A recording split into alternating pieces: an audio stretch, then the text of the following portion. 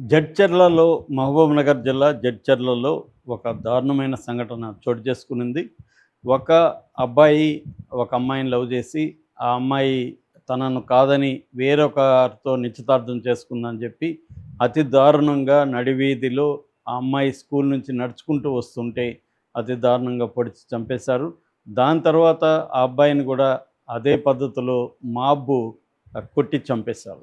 ఇది సంచలనం క్రియేట్ చేసింది. అసలు ఇది ఎలా జరిగింది? దీంట్లో 2 వాదనలున్నాయి.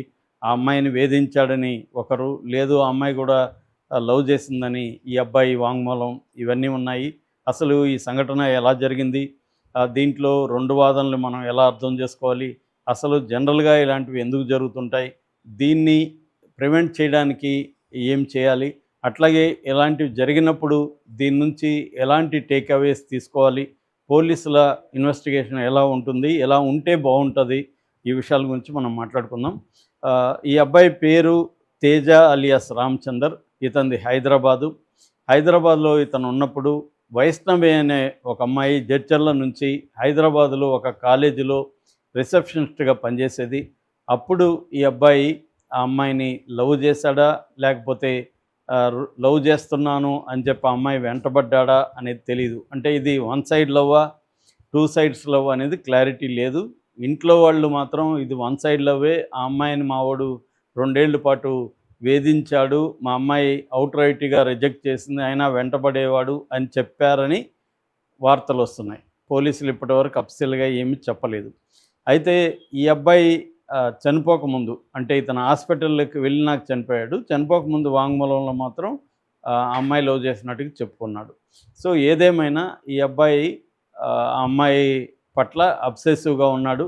ఆ అమ్మాయి ఇక్కడికి జడ్చర్లకు వచ్చేసింది. జడ్చర్ల దగ్గర పోలేపల్లిలో ఎస్వి ఆహ్, కేఆర్ అనే ఒక స్కూల్‌లో రిసెప్షనిస్ట్‌గా పనిచేస్తుంది. నిన్న సాయంత్రం అరౌండ్ 4, 5 ఈవెనింగ్ 4, 5 గంటల టైంలో అమ్మాయి స్కూలు అయిపోయి ఇంటికి నడుచుకుంటూ వస్తుంది. ఇంటికి ఇంకొక 100 మీటర్లు ఉంటే వెళ్ళిపోయేది. అలాంటి టైంలో సడన్‌గా ఈ అబ్బాయి అక్కడ ప్రత్యక్షమయ్యి, అంటే ఈ అబ్బాయి ఎప్పటినుంచో అమ్మాయిని ఫాలో అవుతున్నాడు. తగిన సమయము, ప్లేస్ కోసం వెయిట్ చేస్తున్నాడు. సో, ఫాలో అయ్యి వచ్చి హఠాత్తుగా ఆ అమ్మాయిని ఎదురుపడి ఇంకా గబగబా కత్తి తీసి ఆ అమ్మాయిని మీద అటాక్ చేశాడు. గొంతులోను, మెడ మీద, తర్వాత కడుపులో, చెస్ట్‌లో అన్ని చోట్ల అతనికి, అంటే ఒక విచక్షణ రహితంగా ఓవర్ కిల్ అంటారు దీన్ని. అంటే విపరీతంగా కత్తిపోట్లతో దాడి చేసి పొడి చేశాడు. దాంతో ఆ అమ్మాయి అక్కడే బ్లడ్ కారి చనిపోయింది. దాని తర్వాత కొంతమంది అమ్మాయిని ఇమ్మీడియేట్‌గా అక్కడున్న హాస్పిటల్‌కి తీసుకెళ్లారు. హాస్పిటల్‌లో అమ్మాయి చనిపోయిందని డిక్లేర్ చేశారు. ఈ అబ్బాయిని కొంతమంది చేజ్ చేశారు. చేజ్ చేసి ఈ అబ్బాయి పరిగెత్తాడు. ఆ చేజ్ చేసి పరిగెత్తినాక ఒక చోట ఆ అబ్బాయిని పట్టుకున్నారు. పట్టుకొని కొట్టారు. కొట్టి కట్టేశారు. కాళ్ళు చేతులు కట్టేసి ఇంకా విచక్షణ రహితంగా రాడ్లు, కర్రలతో కొట్టారు. ఆ కొట్టడంతో అబ్బాయి బ్లడ్ అంతా కారి లోపల ఎముకలు అవన్నీ ఇరిగిపోయినాయి. ఆ టైంలో ఒకతను వీడియో కూడా తీశాడు. దాని తర్వాత ఈ లోపల పోలీసులొచ్చారు. పోలీసులకి అతన్ని అప్పగించారు. అప్పటికే ఆ అబ్బాయికి సీరియస్‌గా ఉంది. దాంతో అతన్ని మహబూబ్ నగర్ గవర్నమెంట్ హాస్పిటల్‌కి తీసుకెళ్ళి ఐసీయూలో చేర్చారు. అతను ఐసీయూలో ఇందాక చనిపోయినట్టుగా వార్త వచ్చింది.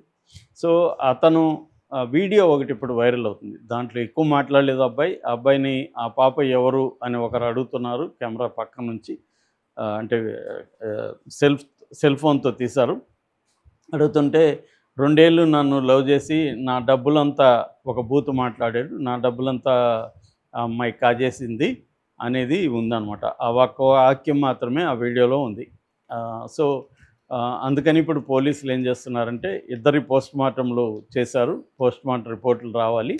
అలాగే ఇద్దరి ఫోన్‌లు కూడా ఫోరెన్సిక్ సైన్స్ లెవెల్‌కి పంపించారు. అంటే ఈ అబ్బాయి చెప్తున్న దాంట్లో వాస్తవం ఉందా?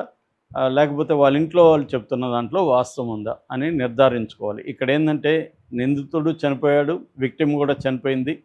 కాబట్టి ఈ కేసులో ఏం జరిగింది అని మాత్రమే ఇప్పుడు బయటికి తీయాల్సింది తప్ప, దీంట్లో ఇంకా ఎవరు నిందితులు లేరు కాబట్టి కేసు ముందుకెళ్ళే అవకాశం లేదు. మామూలుగా అయితే కోర్టుకి సబ్మిట్ చేస్తారు ఇవన్నీ. కోర్టు దీన్ని చూసి కేసుని డిస్పోజల్ చేసే అవకాశం అయితే ఉంది.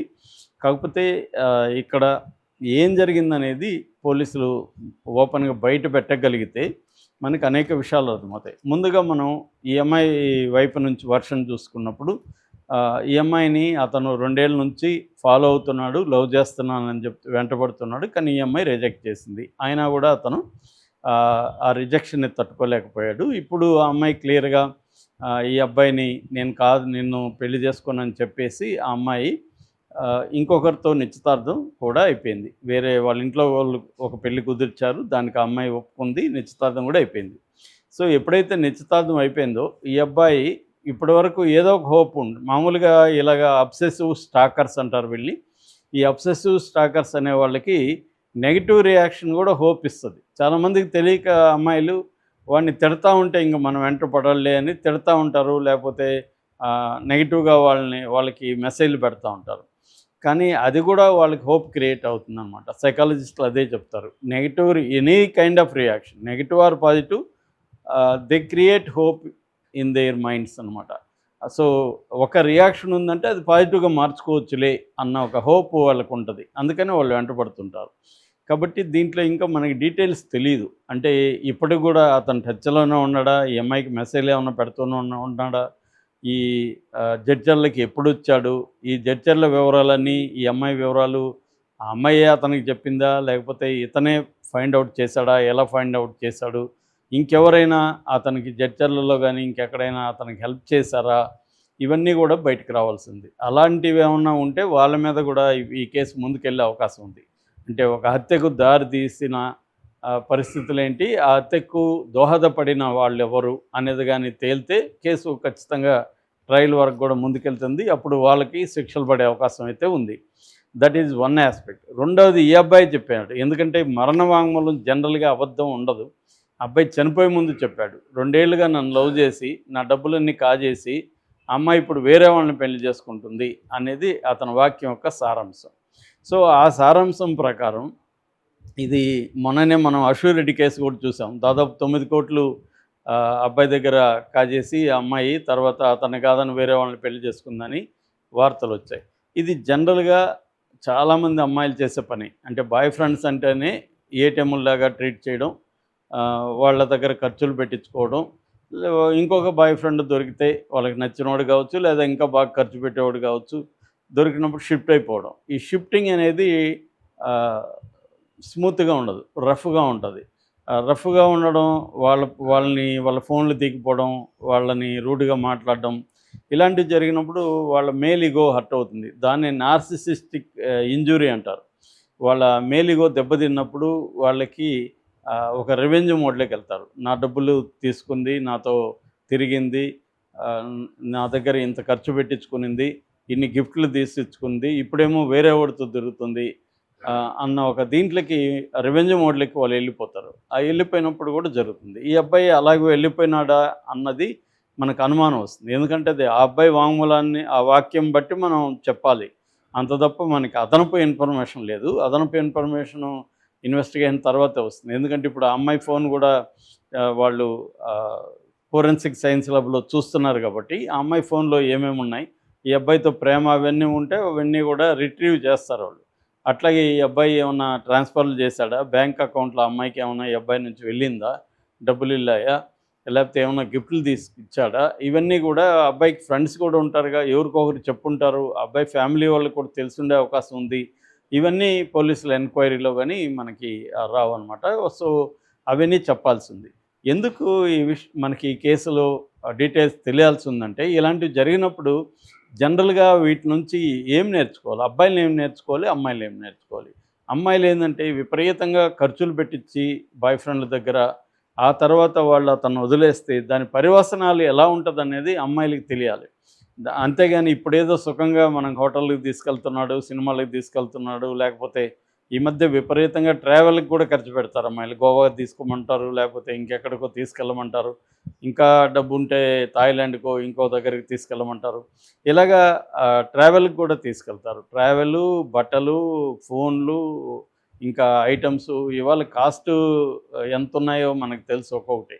అలాగా ఐఫోన్ కంటే తక్కువ అడగరుగా ఎవరు. అలాగా ఏందంటే ఈ విపరీతంగా ఖర్చు పెట్టించడం వల్ల వచ్చే రిపర్కషన్స్ ఎలా ఉంటాయి అనేది తెలియాలి. చాలామందికి ఏంటంటే కాన్సిక్వెన్సెస్ ఎవరు ఆలోచించరు. ఇప్పుడు ప్రజెంట్‌లో మనకు బాగా నడుస్తుంది అనే మాత్రమే ఉంటది తప్ప, ఇది ఏంటి కాన్సిక్వెన్సెస్ ఏంటి అనేది ఉండదు. అందుకనే దేంట్లో ఏ రిలేషన్‌షిప్‌లో ఎంటర్ అయినా దాంట్లో కాన్సిక్వెన్సెస్ ఏముంటది? ఒకవేళ ఈ రిలేషన్‌షిప్పు ఎగ్జిట్ అవ్వాలంటే ఎట్లా? ఎంట్రీ మాత్రమే చూసుకుంటే చాలదు. ఎగ్జిట్ కూడా చూసుకోవాలి.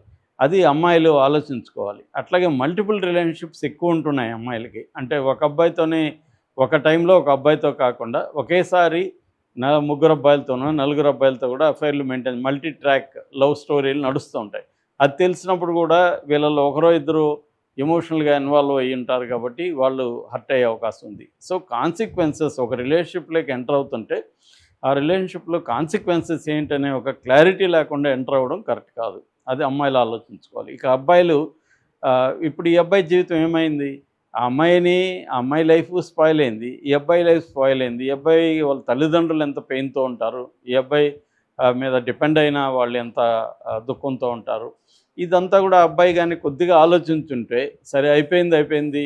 నా దగ్గర నాతో గడిపింది కొద్ది రోజులు, డబ్బులు ఖర్చు పెట్టించింది. పోతే పోయింది. నేను ఇంకొక రిలేషన్‌షిప్‌లోకి వెళ్తాను. నా జీవితాన్ని మళ్ళీ నేను రీస్టార్ట్ చేసుకుంటాను అని గాని అతను ఆలోచించుకొని, లేదు అతని వల్ల కాకపోతే ఒక సైకాలజిస్ట్ దగ్గరికెళ్ళి ఇదంతా జరిగిందంతా చెప్పి ఇలాగ ఉంది నేనేం చేయాలని అడిగి ఉంటే సైకాలజిస్టు కొద్ది రోజులు అతనికి కౌన్సిలింగ్ ఇవ్వడం ద్వారా ఆ వూండ్ అనేది హీల్ అవుతుంది. అతనికి వూండ్ అయింది లోపల. ఒక పెద్ద గాయం అయ్యుండొచ్చు.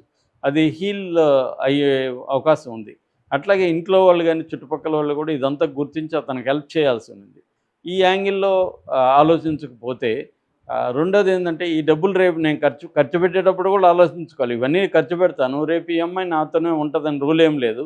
అయినా కూడా పర్వాలేదు. ఉన్నంత వర్తే ఆ అమ్మాయి ఎంతసేపు నాతో ఉంటే అదే నాకు చాలు అనుకునే యాటిట్యూడ్ ఉంటే పర్లేదు గానీ, నువ్వు ముందే ఆ అమ్మాయితో నీ జీవితాన్నంతా ప్లాన్ చేసుకొని డ్రీమ్స్ కానీ, ఆ అమ్మాయి లైఫ్ ఆ అమ్మాయితో కూడా ఎంత బావుంటదో ఇవన్నీ ఊహించుకొని ఆ అమ్మాయికి ఖర్చు పెట్టడం మొదలుపెడితే, ఖచ్చితంగా రేపు ఆ అమ్మాయి నీతో లేనప్పుడు ఖచ్చితంగా అది పెద్ద గాయమవుతుంది. రివెంజ్ తీర్చుకోవాలనిపిస్తుంది. దానివల్ల జీవితాలన్నీ వేస్ట్ అవుతాయి. కాబట్టి అబ్బాయిలు కూడా దీని నుంచి నేర్చుకోవాలి. అందుకనే ఇలాంటి కేసుల్లో పోలీసుల ఇన్వెస్టిగేషన్‌తో పాటు ఒక క్రిమినల్ సైకాలజీ లేదా ఫోరెన్సిక్ సైకాలజిస్టులు కూడా ఇన్వెస్టిగేషన్‌లో పార్ట్ అయితే, వాళ్ళు ఈ కేసులను అనలైజ్ చేసి సమాజానికి చెప్పగలుగుతారు. దీని నుంచి గర్ల్స్ అండ్ బాయ్స్ నేర్చుకునే అవకాశం ఉంటది. ఎందుకంటే ఇవి అనివార్యం. వీటిని అవాయిడ్ చేయలేం. కానీ దాన్ని ఎలా డీల్ చేయాలి? ఎలా మేనేజ్ చేయాలి? రిలేషన్‌షిప్స్‌ని ఎలా మేనేజ్ చేయాలి? అనేది నేర్చుకోకపోతే వేస్ట్ అనమాట. కాబట్టి నేర్చుకొని ప్రివెంట్ ఎలా చేయాలనేది ఆలోచించడానికి ఇలాంటి కేసుల్ని స్టడీ చేసి వాటిలో నుంచి ఏం గ్రహించాలనేది కొంత సైకాలజిస్టులు చెప్పాల్సిన అవసరం ఉంది.